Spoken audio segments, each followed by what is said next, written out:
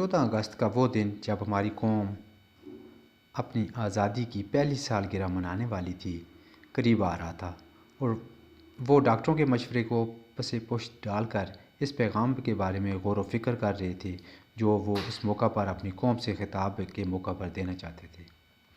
گرتی ہوئی اور جواب دیتی ہوئی صحت کے باوجود وہ اس پیغام کی تیاری میں مصروف تھے۔ یوم آزادی کے موقع پر جو پیغام ان کی طرف سے جاری ہونے والا تھا، اس میں کہا گیا تھا: یاد رکھیے کہ قیام پاکستان ایک ایسی حقیقت ہے جس کی تاریخ عالم میں کوئی اور نظیر نہیں ملتی۔ مجھے اپنے عوام پر مکمل بھروسہ اور اعتماد ہے۔ ہمارے دشمن جو اس نئی مملکت کا گلا اس کے قیام کے فوراً بعد ہی مختلف ذرائع سے گونٹ دینا چاہتے تھے، اب اپنا یہ دلی مقصد اقتصادی جوڑ توڑ کے ذریعے حاصل کرنے کی توقع کر رہے ہیں۔ بغض و عناد اور نفرت و کدورت کے مذہبی جذبات پر مبنی جس قدر دلائل دے سکتے ہیں اور بدخواہی کے جو ہتھکنڈے استعمال کر سکتے ہیں، ان سے کام لے کر ان دشمنوں کی یہ پیشن گوئی کی تھی کہ پاکستان دیوالیہ ہو جائے گا، اور دشمن جو مقصد اپنی تلوار اور پینتروں سے حاصل نہیں کر سکا وہ بدال معیشت کے ذریعے حاصل ہو جائے گا۔ مگر ان تمام پیغمبران تلبیس کی یہ باتیں قطعی غلط ثابت ہوئیں۔ ہمارا پہلا بجٹ بچت کا بجٹ تھا۔ توازن تجارت ہمارے حق میں ہے، اور اقتصادی شعبہ میں مستقل اور ہمہ جہت بہتری ہو رہی ہے۔ چند دن بعد ڈاکٹروں نے تشخیص کیا کہ قائد کے خون کا دباؤ بہت کم ہو گیا ہے، ان کے پیروں پر ورم آ گیا ہے اور انہیں پیشاب بھی کم آنے لگا ہے۔ طویل صلاح و مشورے کے بعد ڈاکٹروں نے مجھ سے کہا کہ قائد کا دل اور گردے کمزور ہو گئے ہیں۔ ایسی صورت میں زیارت کی بلندی ان کے مزاج کے موافق نہیں رہی تھی۔ قائد بھی ڈاکٹروں کے اس خیال سے متفق ہو گئے تھے، لیکن ان کا اصرار یہی تھا کہ انہیں 14 اگست کے بعد کوئٹہ منتقل کیا جائے، یعنی نوزائیدہ مملکت کی آزادی کی پہلی سالگرہ منائے جانے کے بعد۔ لیکن ڈاکٹر اس وقت تک انتظار کے لیے تیار نہ تھے، چنانچہ ہم 13 اگست کو زیارت سے کوئٹہ روانہ ہونے کی تیاری کر لی۔ وہ بضد تھے کہ پاجامہ سوٹ میں ہرگز سفر نہیں کریں گے، کیونکہ انہیں زندگی میں کبھی ایسا نہیں کیا۔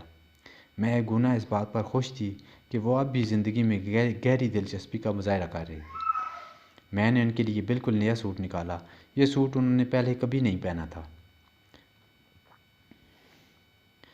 سوٹ کی مناسبت سے ایک ٹائی نکالی اور رومال کوٹ کے اوپر کی جیب میں رکھا۔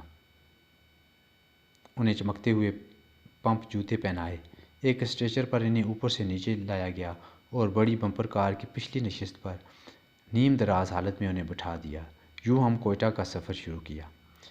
میں ان کے ساتھ اور سسٹر نیم فاضل کرسی پر بیٹھی تھیں، جبکہ قائد کے اے ڈی سی شوفر کے ساتھ اگلی نشست پر بیٹھے تھے۔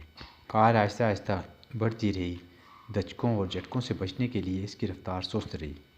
راستے میں ہم 2 جگہ رکے۔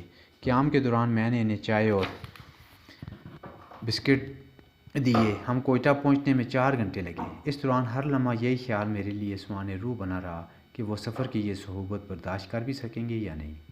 جو ہی ہم کوئٹہ ریزیڈنسی پہنچے جہاں ہمیں قیام کرنا تھا، ڈاکٹروں نے ان کا معائنہ کیا اور مجھے یقین دلایا کہ قائد نے سفر کی تھکن بخوبی برداشت کر لی ہے۔ چند گھنٹے بعد قائد نے ڈاکٹروں سے کہا: میں یہاں بہتر محسوس کر رہا ہوں۔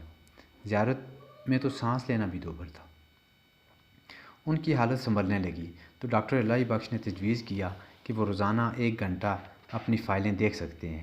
ڈاکٹروں نے یہ مشورہ اس لیے دیا کہ ان کے نزدیک قائد کے فعال ذہن کو کسی کام میں مصروف رکھنا ہی قائد کے لیے بہتر تھا۔ اس طرح ان کا دھیان بٹھ سکتا تھا اور وہ ہر وقت اپنی صحت کی طرف سے تشویش میں مبتلا نہیں رہ سکتے تھے۔ قائد بہت خوش تھے۔ انہوں نے اس آزادی کو بخوشی قبول کر لیا۔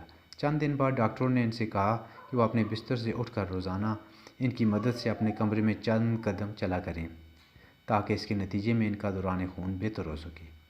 انہوں نے مسکراتے ہوئے یہ تجویز بھی قبول کر لی۔